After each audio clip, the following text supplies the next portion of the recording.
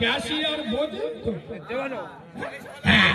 যার কাছে মাল করি থাকে শালা বাপের ঘরের টাকা খোদার কসম বছরের পর বছর মসজিদের টাকা আয় ব্যয়ের হিসেব দেয় না, মসজিদের জায়গা করে খায়, মসজিদের টাকা ঝেড়ে খায়, মসজিদ মহল্লা গ্রামের লোকে মর্দাঙ্গিনী নেই ওর মতো হারামিকে মসজিদ থেকে সরিয়ে দেওয়া।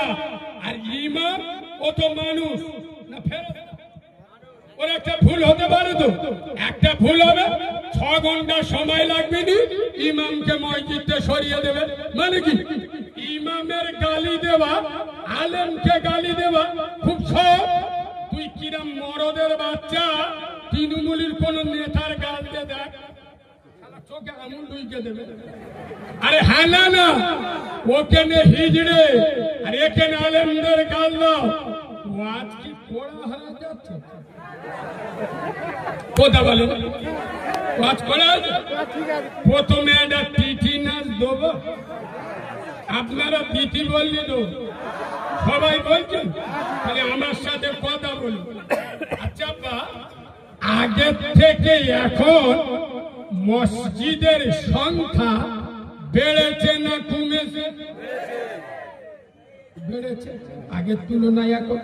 আচ্ছা বা আগের থেকে এখন মাদ্রাসা মক্তবের সংখ্যা বেড়েছে না কমেছে? বেড়েছে। আচ্ছা বা আগের তুলনায় এখন টুপিওয়ালা সংখ্যা আগের থেকে এখন বেড়েছে না কমেছে? বেড়েছে। আমি জিজ্ঞেস করছি মানে কোনো ভালো অর্থ আছে? চল আগের থেকে এখন এই জলসা মাহফিল বেড়েছে না কমেছে? বেড়েছে। আচ্ছা বাবা আগের তুলনায় এখন দাওয়াতে তাবলীগের কাজ বেড়েছে না কমেছে? বেড়েছে। আচ্ছা আগের তুলনায় এখন মৌলবীর সংখ্যা বেড়েছে না কমেছে?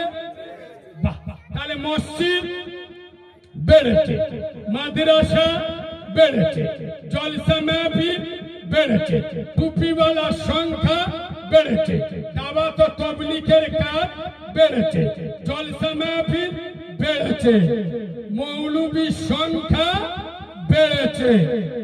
ইনশাআল্লাহ সুদখোরও এই হ্যাঁ না যেরম পাড়ায় পাড়া